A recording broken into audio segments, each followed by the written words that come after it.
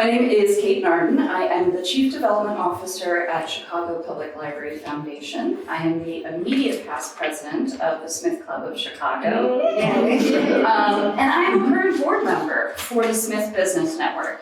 So I had a question. How many people have heard of the Smith Business Network before this event?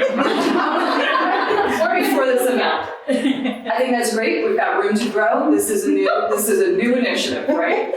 We are building this together. But I know when I got out of Smith that I learned I could reach out to any Smithy and they would take my call. And that is incredible. And that opportunity to just have someone give you their time, their expertise, their attention, make a connection, open a door, whatever it is I think one of the best parts of Smith. But not everybody knows that that's an option for them. So when I joined the business network board with Phoebe and Cindy and so many others, the work really now is to bring the resources and supports of the college to this informal network and make sure that it is accessible and inclusive as possible. So we want everyone to have the same opportunities we benefited from when we picked up that phone, made a call, got a job, made a new friend, whatever it was. So that's a little bit about, and now I have to do this. That's a little bit about the business network, and that's why we're hosting this event today. So I'm going to read a little bit about what you hope you will get from this event. We want you to leave this event feeling empowered to find your own brand of leadership. Our panelists tonight will share their tips, tricks, insights, and then we'll have time for questions from you all.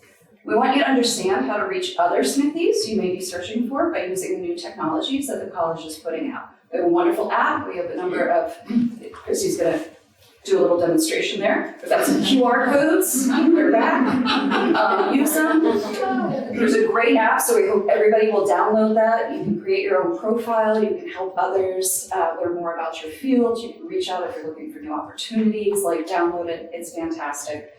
And then we want you to connect with your Chicago Smith network through the club, through the work you're going to do on the Business Network Board. This is an incredibly powerful source of knowledge, information, and support. So we look forward to building this network with all of you. Now it is my honor to turn things over to Phoebe and our amazing panel. Thank you so much. Thank you.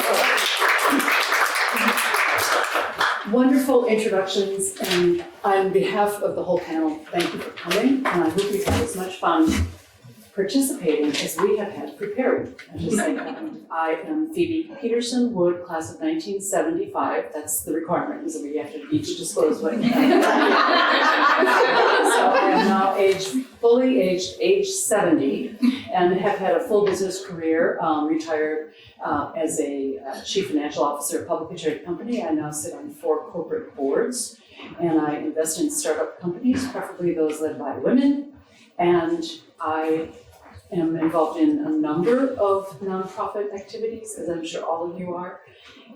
But I just want to say I'm here representing the part of the Midwest while we're in Chicago. I'm from Louisville, and so hopefully over time our business network will expand from just the coast. And so that is enough about me. And so I'm just going to try to serve you 3 to 5 minutes. Tell us about you. Thank you so much, Phoebe. I'm so happy to be here. My name is Kathy Kim M, actually. I had to drop the K when I married someone named M. It's so confusing. In any case, I'm class of 1994. And it was not too long ago at my 25th reunion, which was a blast. So ladies, go to your milestone reunions because they're amazing. I'm originally from Southern California, which is where I grew up. But then, of course, I went to Smith. And then I ended up in Chicago because I went to grad school here at the University of Chicago, Harris School of Public Policy Studies, which is how I know Paula. Well, I know her by reputation. Paula and I are on the board, the advisory board of that school. And I've been at the MacArthur Foundation, running the journalism and media program there now for over 20 years. So that's my thing. I'm on a number of boards as well, but really made an intentional decision to get replugged into Smith. And part of it was going to reunion and remembering how much I love Smith and how much that network has meant for me and the friendships. And so happy to see my dear friend Jill, who was one of the first people I met when I moved to Chicago and started joining the Smith Club activities. And she's just been a role model, and it's so lovely. We haven't seen each other for a very long time. So lovely to see her. Hello, everyone. I'm Laverne Horton. I'm a 2001 J. So I finished in December, January. I am originally from Anchorage, Alaska. And after Smith, I worked for a while in Nashville, Tennessee, and I later on attended Vanderbilt University for law school. I came to Chicago. I had met my now husband, but I was also looking for a place where I could grow in my career and also get home to my parents in Alaska very easily. I have 3 boys now, and we live in Frankfurt, which is a suburb of Chicago. And I'm a corporate lawyer for a mining company called Rio Tinto. I've been practicing for close to 20 years now in various roles. And I also have served on boards as well in nonprofits. So I'm happy to be here. My roommate was from Anchorage. Oh, really? Oh, wow. I lived in Anchorage 5 years. Oh, that's okay. Here we go. Who are you? So I'm Paula Wolff. I'm the class of '67, so I passed the test. I was a quintessential New Yorker. I went to Smith. I had a professor who suggested I study political philosophy at the University of Chicago. I knew I was going to a sort of a rectangular shape that started with a vowel. It could have been Ohio, it could have been Iowa, it ended up being Illinois. And once I got here, did some work, finished my doctorate, did some work in government, and then I become a barnacle in public policy and in government. Worked for 2 governors, and I chaired the Illinois Tollway and city colleges, the Illinois Courts Commission. I'm currently on the Chicago Police Board, which is an interesting phenomenon, really bad. And I took time out and was president of a public university, which I did not have the temperament to do. I was very impatient. I lasted 8 years and then went right back into public policy. Now involved in a small not-for-profit that does criminal legal system reform. We've been doing that for 20 years. And the reason I'm allowed to come because of business is because the young woman who invited me is a employee of Ariel Investments, which is the company that John Rogers and Melody Hobson co-lead, and I'm on the board there. So that's my business connection. That's wonderful. Business and policy, all of that, and leadership all come together. The title that you were invited to is Leading Through the Generations. We will touch some on that, but we're not going to focus necessarily just on that through the generations, but you can see that, and you can also hear a trend, can you not, that once a leader, maybe always a leader. And so I think this is a thread that will run through our conversations. I'm going to ask each one of you, you choose the order, okay? What is a personal story of when you knew you were a leader or when you were called to lead? So I'd be happy to start. I was thinking about, this was a hard question actually, it should be easy. I was thinking then, how do I define leadership? And it's really about bringing people along. So the opposite of leadership is closing people out. And this is my Smith story. So I was a Smith woman, right? And I got to Chicago when I started working for the governor. And one of my first assignments was to go over to the Union League Club. And I walked in the front door, this is 1970, walked in the front door and there was this very nice porter who seemed very old to me, he was probably 40, black man who said, "I'm sorry, man, you can't come in this door." And it was a club where women were not allowed to come in the front door. There were some clubs you couldn't go in at all, I didn't know that. And I thought, I am a Smith woman, how dare this man do this to me? And I thought, he probably can't even eat in the dining room. Yes. And I was going to meet somebody for lunch. So it was sort of in thinking about this question, thinking about leadership as partly bringing along people, but also not excluding, embarrassing, or making people be alienated, which I was on the verge of doing with this man. So that was my personal story about leadership. Wonderful. you want to go next? Sure. Like she said, it is a very difficult question in terms of trying to pinpoint, but I guess one example that I have that resonated with me was just maybe it's based on my career that I'm a people problem solver, excuse me. And while I strive to support my clients and the company that I work for, meet their goals, it's also, as sometimes whether or not you are managing people or you're an individual contributor, like how do you know that you're a leader? And for me, it was developing relationships with people and then them coming to me, asking me questions about things that weren't even related to work. And knowing that they valued my opinion and my advice. That was for me, as a baby lawyer, that was a very, it was helpful and impactful in terms of me understanding that I'm a leader. I think every era, every age has its leaders, and there are many more people who are ready to be leaders than are opportunities for them to be leaders. I think we prepare a lot of people, and then we just see what it is. So grateful you were prepared and the opportunity came. All right, switching gears. I'm aware that leadership is a different skill than, say, playing golf or a violin, which you can start at age 3. If you read about some of these greats, they started at age 3 on little tiny violins or little short golf clubs.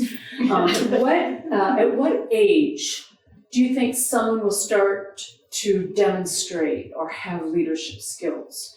And sort of when can you identify a leader and what traits can you sort of see early on? It reminds me of family birth order. And if you are firstborn, does that maybe if you have multiple, other siblings, are you leading them as the first? How do we identify leaders and how is that come about? And so, anyone want to try that? I'll start. I have three sons, and they're each very different. But my youngest, since first grade, he has been walking around telling everyone that he wants to be the CEO. I don't know where he got that from. There's no CEOs in our family, or I come from a family of educators and medicine and things like that, but no one in business like that. So it may just be something that someone is born with, but I think as a leader, you can have different styles. So just because someone may be more vocal or something like that doesn't mean that they will be the leader. It could be someone that's quiet, when they're younger, but they have, a listening ear and to help people and have ideas that they're willing to flourish and develop. So that's right. Others? Yeah, I wonder if sometimes leadership is born out of necessity too, that maybe you may not see it in yourself or others may not see it in you, but you're put in a circumstance where you have to rise to the occasion. And I think that is when, going to a place like Smith and the kind of education that we had and the environment we had, maybe we didn't all show up at Smith. I mean, I know we all had, certain test scores and certain activities and we were all well-rounded and all the things. But maybe we weren't all leaders necessarily, but that we were in an environment where we knew that we could be if we had to be. And I think having that support, whether it's your family, your spouse, your partner, or your coworkers, I think that I don't think that there's a formula or a personality type. I think everyone in an environment, supportive environment, can be called to be a leader. And I believe that because I also have 3 kids and they're very different and I want each of them to exhibit that leadership when it's necessary. But I also have coworkers and I manage a team. And at different points, regardless of their title or position or hierarchy, I want to see my coordinator act as a leader when he needs to be a leader. And I want to empower him to know that he can be. And I want, my senior program officer to be a leader when she needs to be, but also step back from doing that. So I think it's just a matter of everyone having that capacity and support to do that. So I think leadership is a combination of nature and nurture. We have 5 children, and I think each of them has become a leader in a different way at a different time. Again, I was thinking about this question. This whole set of questions caused me to cause a mistake. But I remember in 3rd grade, I had come to this elementary school in 2nd grade. I remember in 3rd grade being out on the playground And Lee Hodgman gathered a bunch of mean girls around and started calling me bossy, bossy, bossy, bossy, right? And I think in third grade in a new school, and that's pretty devastating.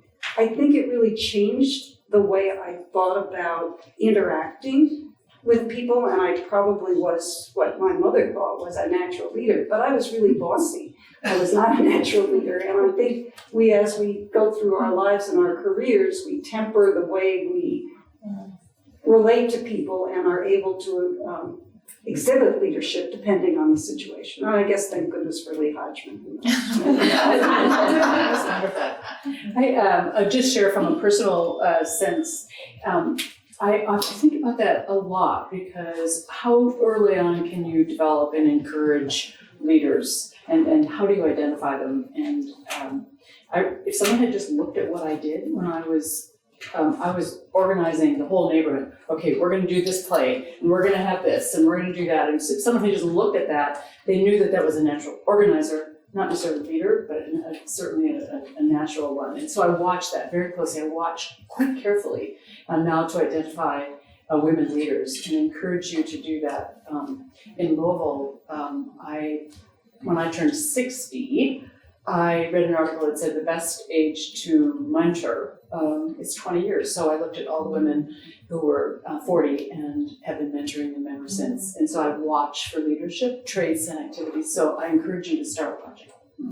Can I say something about that? That's so fascinating because I have also noticed with women, because I'm now 50, and I noticed that there is like in the 40s and 50s, as you're about to take on senior management positions, and as you're kind of getting ready for CEO positions, that's when the crisis of confidence seems to creep in on women. And I've witnessed it for myself, and luckily I have a group of women who tell me, no, and then I do it for others, because that's when you really need your mentors and your female friends to say, no, you are ready for that next thing. You are ready to be the boss.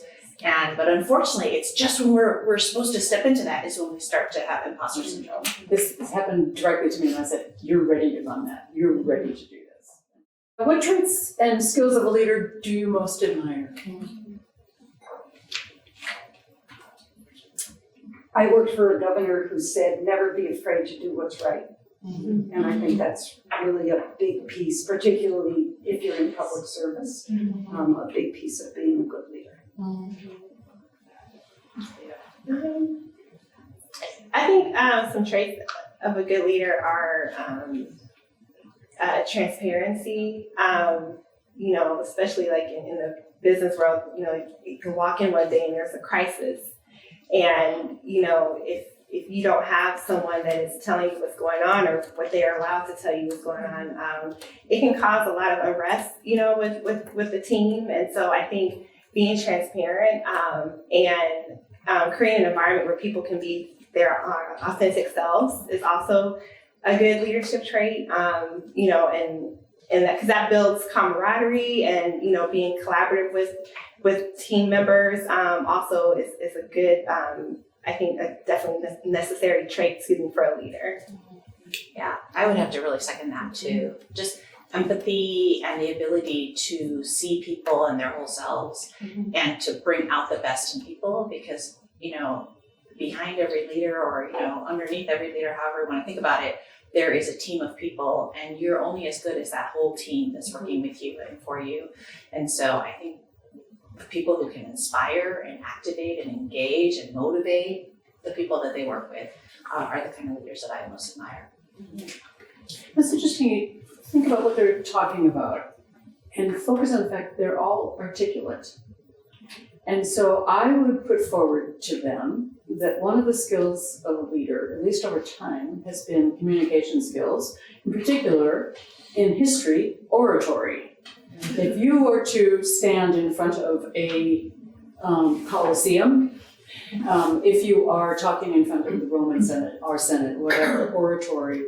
So I'm not sure oratory is, just think a little bit about the skills, and if the tools have changed, in today's world, have the tools changed of leadership? And if so, think a little bit about that. Help us understand the tools of leadership communication, but maybe it's a different kind of communication. I think that's kind of paramount. Anything else that strikes you? Yeah, I think certainly public speaking, interpersonal skills, those are sort of throughout time important skills to have. But today as a leader, you have other kinds of tools and the ability to tell a story, to be coherent, kind of have a narrative about yourself and the work. It's particularly important, I think, in public service because we're not selling something. We're trying to influence people. We're trying to create social change. And so being able to tell a story and to, inspire people to think differently about a social problem and to then be activated to do something about it and join you in that fight for something better is really important. And then the megaphone is different, right? We have social media. You can self-publish, on a variety of places. And so to communicate your message in writing and to get it out to people who know you and also don't know you yet is an incredible thing. I mean, it's funny. My kids are always telling me, Mom, you're not using social media correctly because when somebody I don't know wants to, follow me, I'm like, I don't know that person, so no. And so my 15-year-old daughter has like 3,000 followers and I have like 200. And she's like, you're not using it right. And I'm like, I know, but I'm that generation where I know I need to be speaking to a public, but I'm also uncomfortable. So that's clearly a generational thing, right? But I think we do have different tools now to get our message and our stories out, and when we're doing it for the benefit of something important, I think it's worth doing. I think we have a new tool. On the plane here, I read The Economist. It's all about artificial intelligence and ChatGPT. Here comes a new tool. Here we come. Mm-hmm. Any other thoughts on this one? Yeah, I would just put a flip side of the coin on that. Yeah. And say listening is a very important tool of leadership. And frequently the listening can turn into the oratory. But people want to hear that you've understood what they are saying or what they're trying to tell you if you're a good leader. I echo definitely what they both said. I guess another tool is I like to consider myself a continuous learner, curious learner, and that can take on different forms as a leader, but I think you're never too old for a coach, just to have that dialogue with someone that can give you a different perspective on how to handle a situation or how to navigate, your career even. Wonderful. Changing again. This is really a demonstration of true public leaders here. Why are so many people shying away from public leadership now? What are the perils of leadership? Why is it so dangerous or perceived to be so dangerous, and what can we do about it? It's not intended to be a Debbie Downer. It's really intended to be a serious question. But so many people do believe that I would do that, but for the danger of attacks on my family, or I don't know that we used to say, I don't know that my skin is thick enough. It's way past thick skin, I think, sometimes people think that. But you all are doing it. I'm going to call on you, Paula. Well, I think people are shying away from it for the reasons that you say. I also think the opportunities are really there for women, in particular for public leadership. I think the country has kind of, I hope, turned a corner, and I think you could be a public sector leader without being the principal, right? So there are plenty of ways: serving on boards, being involved in movements. Leadership doesn't only come with a title. I think you can lead from behind. That's probably not a very good way to put it, but it requires the same kind of stamina and thick skin, but it may not require the same kind of personal vulnerability. And I'll just, for myself, I could never run for office, partly because of my family, but partly because I just don't want to have to be out there basically fighting for myself. That's not what I am. And I think that's part of the inhibition that people have, and particularly women have. So I definitely support women who are willing to do it and to be out there and are fighting for themselves, but it's complicated. Well, I think a lot of people are interested in influence, but not the public. They want more private influence as opposed to the public. So. In the private influence in the public sphere, Correct. which is kind of Correct. oxymoron, but that's Yeah. what it is. That's what you do, yeah. Any other thoughts? No. I think it is really hard to be a public leader or a public profile person in general these days, because anything you say or do can be, spread and go viral. It's a really scary thing. I'm in philanthropy. I say no way more often than I say yes to a grant seeker. So that just puts me in a situation where I have to be really delicate and careful about how I say no to people. So that's one aspect of my own life. But then with my grantees, there are people who are making media and doing journalism. And we just actually had a organization in Chicago who's done some high profile reporting on the elections, and they're the subject of a lot of harassment and online attacks. It's very, very scary. And we've tried to figure out how to get them lawyers, forensic investigation of who's sending those attacks, like all the things. So it's really scary to do this work. But I think some, as Paula said, I personally also would not want to go into public office. It's when I was in high school, I thought I'd like to run for office one day, but as I've gotten older, I also can't see myself doing anything like that.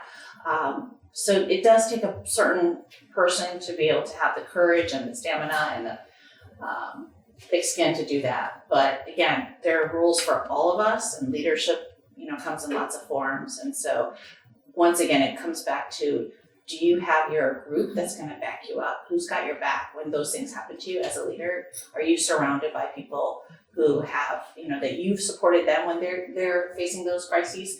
And are they there for you? So I cannot stress enough how you must build your circle of friends and colleagues who've got you and can build you up and protect you. Okay, so now we're going to go back to Smith College history and the hero myth, right? Okay. Do you think that we've mixed up the concept of leadership with the hero myth? And what consequences might this have for women leaders who really are part of hero myths? There's a lot of written about the myths of not only origin myths, but all the myths of heroes, whether you're Odysseus on a great journey or whether or not you are a great leader of, the hero that saved the country, the hero that saved this religion, the hero that saved, whether you're talking Moses or Churchill, thank you, help me, our historians. But it's a hero myth, right? And I just worry that we equate leadership with hero myth, and that hurts women because we don't have heroine myths as many.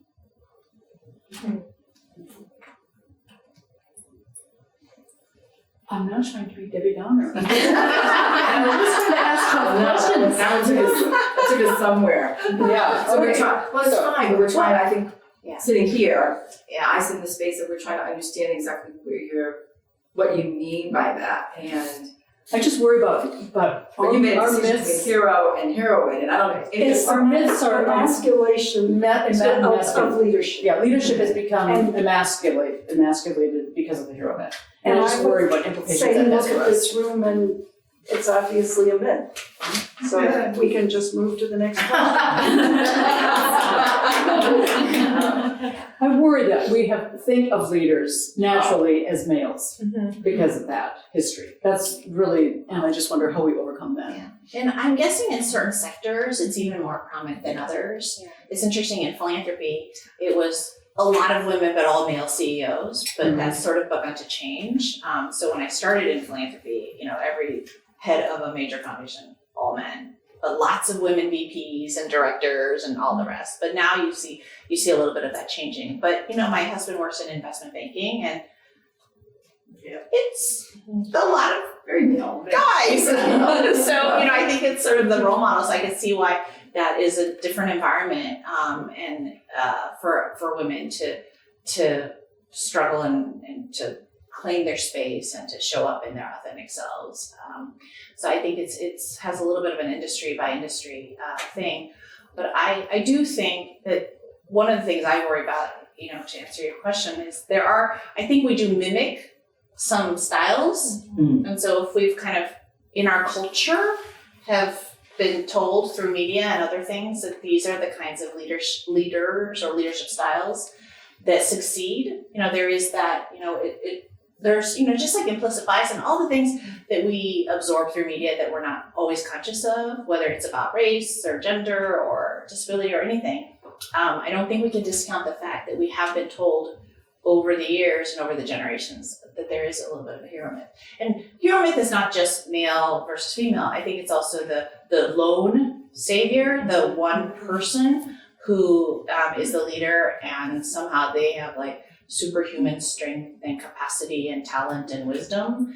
And I think each of us addressed the fact that leadership is listening, leadership is bringing others along, and leadership is about building your team. So, but again, you don't always see that as a model, but I think it's changing. Thank goodness. Mm-hmm. And in the nonprofit space, one of the things that we're seeing is a lot of our grantees that have younger leaders are doing co-leadership. So, we have this application process, and you have to put the person who's the top person and the second. And we now have people saying, well, we don't know whose name to put there because we're both co-directors. Mm-hmm. And our application portal doesn't allow co-directors. There can only be one CEO. But they're pushing those structures and saying to us, like, no, we have 2 leaders. I have an organization that came to us 4 years ago, and they have 4 leaders, and they didn't know where to put their people, and they didn't want to be forced to create a hierarchy among their 4 co-directors. Wow. We said, we don't know what to do with you. You can't apply because we can't figure out how to put you in our system. But this is the kind of wonderful thing that young people are doing. They're breaking the rules and forcing those of us who are so used to these structures that we take for granted that actually those are human made and humans can undo them too. So you can tell I'm the contrarian on this panel. I would like to ask, again, the flip side of this question. And maybe this is just because of my generation. I found a bigger problem that men were kind of frightened of a woman who was in a position of authority and power, whatever the flip side of hero myth is, right? So how, I don't know if you have experienced this, but how as a woman do you lead when there is anxiety about the fact that you are a woman who is a leader? My answer was to bring baked goods. I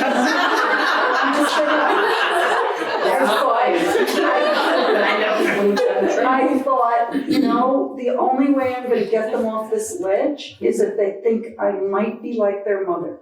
So I would come with my banana bread or my cookies or whatever it was, and we'd always start the meetings that way, and then it seemed to be a little bit better over time. But I'm curious if you've had that experience. No, I think also I can appreciate, wanting, because you want to be liked, but sometimes part of being a leader is you may not be liked just because of who you are. And, but I think, again, back to that listening tool is critical because you get to understand people and what they care about. And then, when you need to have tough discussions with them, or, you have to make a decision, you have to be decisive, you'll know how to communicate with them best. Earlier, I was talking to Paula about the fact that I was at the law firm where her husband was the managing partner. And I remember when I was a senior associate there, the law students coming in, they just had a different work ethic. It wasn't bad, it was just different, and they just, they didn't burn a midnight oil and things like that. Not that that is necessarily expected, but it definitely wasn't part of their mentality. And so you have to, when you're dealing with gender differences and things like that, I think you have to be mindful of how people perceive you. And then also just figuring out a way to make them feel like, yes, you're leading them, but they're also part of the decision and part of the process as well. So sometimes I equate it to like if your kids ask you, but why? You know, you have to kind of connect the dots and help them understand why you're moving in a certain direction.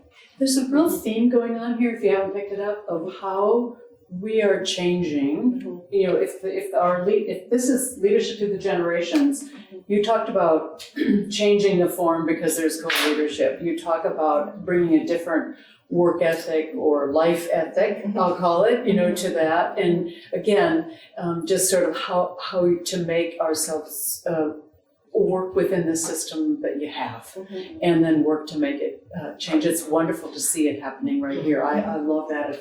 It's a great theme. Okay, we're soon going to get to your questions. So talking about that, is there any other further comments you have as you've watched generational leaders? You know, what have you taken away from their style of leadership? You know, just what would you, when you look, Paula, when you look at those succeeding and you look at those your peers, and how is that this leadership through the generations? What's the perception of that? I'm not sure it's changed very much. Okay. I really think leadership, if you're talking about the perception of leadership, that comes from people respecting your judgment, respecting your values, respecting what you do. Those values in the society may change. So that may be what's changing over time, but the idea of who is a leader is how that person reflects and manifests the values of the society at the time, I think, or respects but maybe works to change if necessary, but it really is about the morals and the values of the people who are respected. So this is society coming through in its leaders. And the courage to maybe go outside of your comfort zone and what you're used to seeing or what's easy. You know, like sometimes, like I think Kate mentioned earlier, like, you know, being able to pick up the phone, you know, and a Smithy will answer and be willing to talk to you.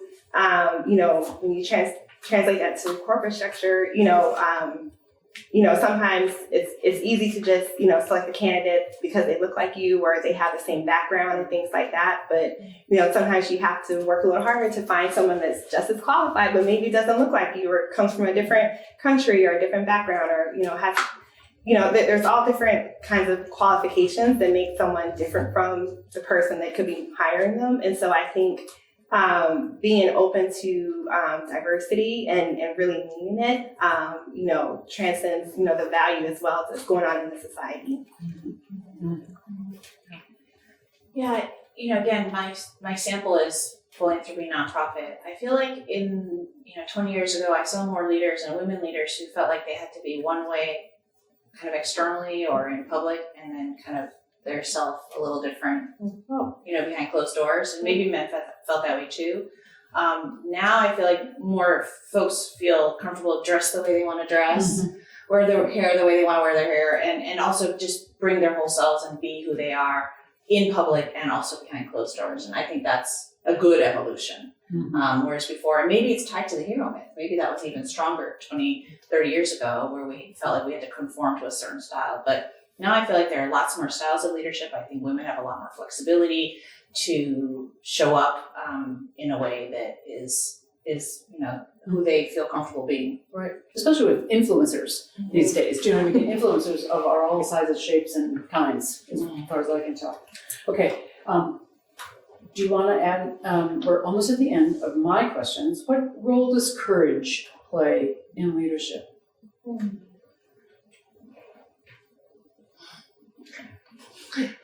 I think it's really important, but I think courage to do and stand up and be an agitator, be someone who breaks things, but also courage to know when you need to step back and wait and be patient. So I think courage shows up in different ways. It's not just like standing at the top of the hill with the megaphone, but it's the courage to with wisdom. Yes. That sounds like wisdom Yeah. in their group. I endorse that. So, all right, last question, and then we'll open it up to you all for your penetrating questions. What would be your message to emerging leaders? Call me.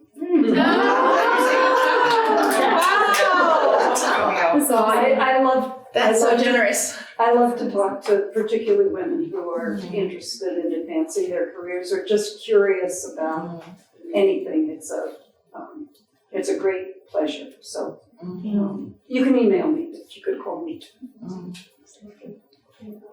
I think it's building on what she said, but just something that stuck with me from the career office at Smith was network or not work. So I think like what she said, call me.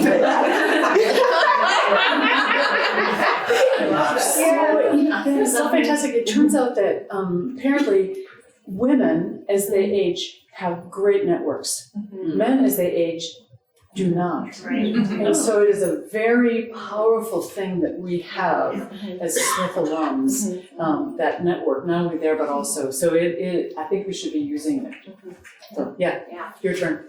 I mean, ditto to everything, but as I said, a couple of times before, if you don't currently have at least 5 or 6 women in your life who you can count on, both for your personal emergency, but also your professional crises, that's preferably not someone you actually work with. It's so, so important as you're rising up and negotiating promotions or thinking about taking other jobs, and just to have a network of women that you admire who've got your back. I built something like that for myself about 2 years during the pandemic. I actually I had women colleagues and friends and et cetera, but I intentionally built a group of 12 women. I forced them to get on the phone once a quarter. We talk about lots of things, and now we've developed into this really, really deep friendship, and we have lots of confidential conversations. We happen to be kind of all in the same industry too, so we talk about like our global view for world domination. You have to be intentional about that too. You really have to be intentional about, especially if you're in the social change business, how are we gonna organize? How are we gonna get ready for these positions? What positions are opening up? How are we gonna support you? Oh, you're in that job search, you're in that applicant pool. I actually can make a phone call. These are the things that you have to be intentional about. And as I said, because as you get older, there's something weird that happens. We get more nervous, and we have imposter syndrome, and we start to lose our courage, and we're distracted by children or elderly parents or all the things. And so you have to have those women who, in your moment of crises and lacking in self-confidence, can just give you that nudge. It's so funny. The same thing happened to me. Only it was a group of women, and we called ourselves Rewire, Not Retire. And that was the phase of life that we were at, right? And we met monthly through the pandemic, and I think it was very powerful in terms of what it accomplished. So, with that, I first of all, let's thank our panelists, and we're going to open up. The wealth of knowledge that we have right here is spectacular. Okay, And thank questions? you, Phoebe. Thank you. Question. I want to come back to something that you talked about before, because I think it's a really important pervasive workplace issue, and that's the idea of threat. Women and men, that are sort of ascending, into leadership roles, or maybe our peers. In my experience in corporate and in the nonprofit sector, it's a pain. And so Threat of women to men. yeah, mostly, but or colleagues, we'll call them, or leaders. And I think progress has been made, but it's it's sort of like a silent illness or a silent pervasive issue. So I'm just maybe we can delve a little further on. I think in my experience, I think it has to, in some ways, come from the top, if you will. Like, you have to have a company policy or support, or even if you're not getting that, maybe it's within your team that you have certain values and certain things, or just certain things are just not tolerated. And I think from there, then you have a means to, address situations when they come up, on the basis that this is not how we act. And I know it's difficult. It's very difficult because, you know, things can be done that are not necessarily illegal or, you know, things like that. But, you know, when you add them together, you know, it can still make you not feel good. But I think also you have to talk to people and you have a voice and you have to use it. And, you know, sometimes it just takes one person to speak up, and then, you know, other people will feel encouraged as well to tell their stories so that change can happen. I have encountered that implicit and explicit, you know, forms of suppression throughout my career. And there have been moments when I've had the courage to self-advocate and moments that I have not. Opportunities for me to try to, you know, change that behavior or situation, and sometimes not. For myself, when I've encountered that, sometimes I try to find something else. So like if I can't move forward in this position or get what I need, or someone, you know, above me is taking credit for my work or whatever, I try to find some other outlet. So that's kind of when I started joining boards and doing other things and becoming a leader in different ways, because I was finding a block in my own institutions. But the other way I've internalized that is how I behave as a leader and as a manager. So I haven't been able to resolve all of these things for myself in my own career, but I sure as hell can resolve that as how I am managing the people that work for me. And so I always think, I want to be the boss I wish I had. And I'm always, whenever I'm talking to the people that I work with, that I manage, and whatever, if it's a difficult situation or a challenging situation or whatever it is, I'm always thinking, if I were this person sitting across from me, how would I want my boss to treat me and show up for me?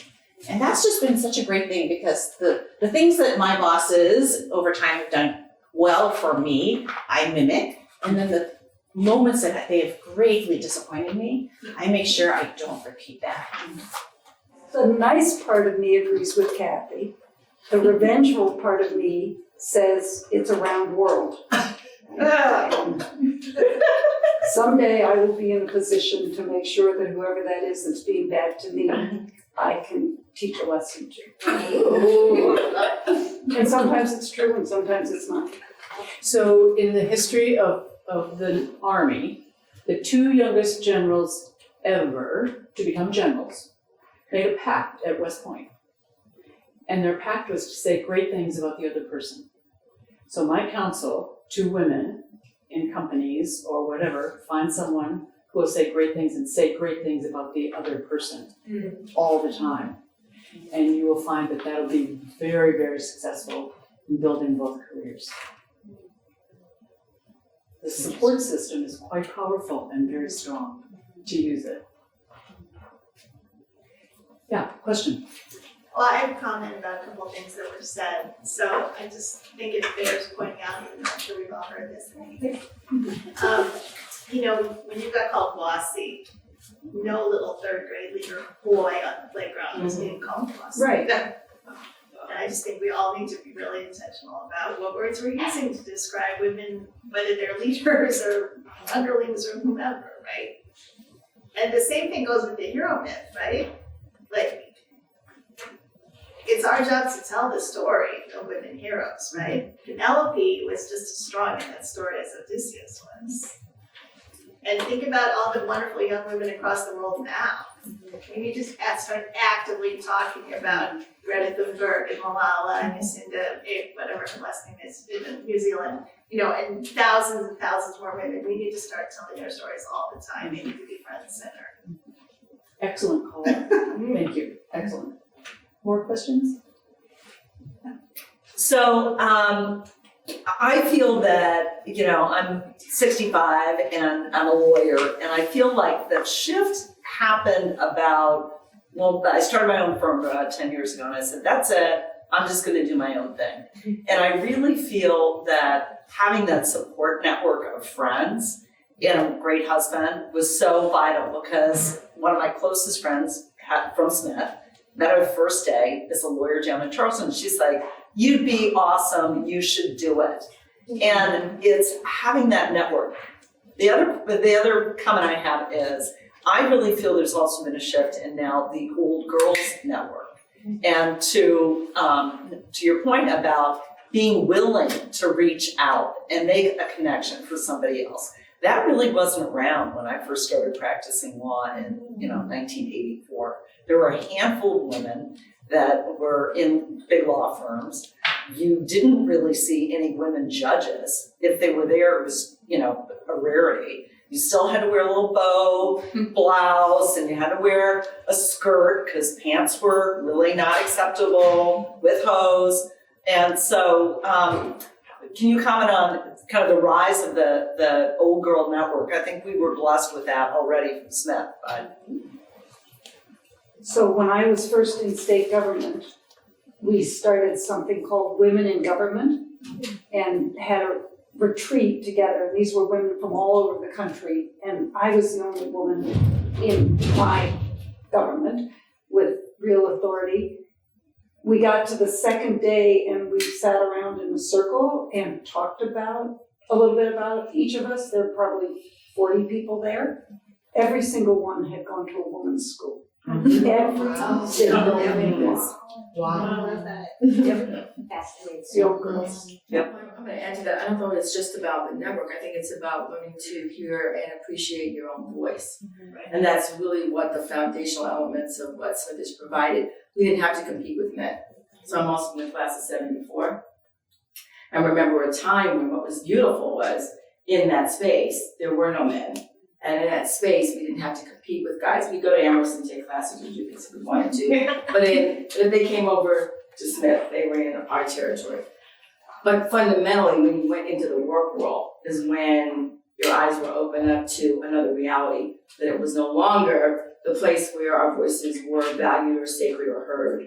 And in a real world, a lot of that got neutralized and had to be created. Mm-hmm. I also want to just call out the differences for women of color, because as one, when I did my thesis, it was around Black women becoming first and leading in positions of, thriving in positions of leadership and authority. And clearly what you talked about, the sister circle or having your own personal board of directors becomes huge for all of us. But I want to call out in this space just an awakening that says when you're direct and I'm direct, it gets heard differently. Yeah. And how we were going to support each other is really, really important, because it's hard for me. I'm clear about being clear. And anyone who knows me, I'm really good about being direct and transparent and all those things, but how it can get interpreted very clearly and quickly as angry, not just bossy, okay, because you get bossy and then I get called angry. So I really want to call on all of you in this space, not only look for those that you can mentor and shepherd and help guide, but understand the elements of racism, not just gender isms that exist, that keep us unequal in the workplace, and how do we support each other, all being heard, no matter our style, and those words that you say that become labels literally follow you up throughout your career. So I love everything that got set up in here. And I came back to Smith because I wanted to cultivate the next generation of exceptional leaders. I knew a lot, I knew I'd seen a lot, and I knew that in the collective, there was all this magic that sits in this room and every room that I sit in. And so my call on my life was to say, how do we take this and leverage it for the good of each other and all those others that we want to see come along? So I just get happy being in the room with all of us, and I say us, and hearing great minds remember to do great things. And so happy, thank you, it's awesome. So is someone keeping track of time? Yes, I am, and we have 2 minutes. All right, so I just want to add a little bit. There's several things that I've heard here, and it's something that I'm very much a strong advocate for is women needing and being more sponsors than mentors. And the difference is that a sponsor is somebody who goes to bat for you when you're not necessarily in the room, or introduces you as the expert in XYZ, lending your credibility to them. going, speaking up, giving you that space and grace to be authentic and not be labeled in a certain way. Whereas mentors, yes, we also need the mentors, but we need to teach more women and men. And I've started reaching out and asking some men to actually sponsor me. It's not typically how you do it, but I also, some people think that you need to be at a certain level or position to be a sponsor. And I've found, and I've practiced in my own life, that you don't. You can go to bat for people that are higher than you and speak to their boss and send something that I did that for one of my colleagues once when I saw her just being an incredible sponsor. And I went and spoke to her boss and said how important that was to see that. And then I also one time reached out to her and told that, and she asked me, this was another situation, she asked me, could I send that to her boss? So asking people just to actively sponsor you is sometimes what we need to do to teach more people to actually be sponsors, and we need to practice it in our everyday lives and work lives.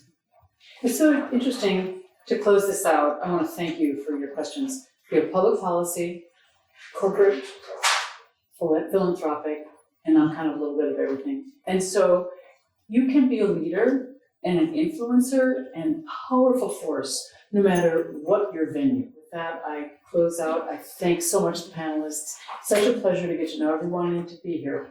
And with that,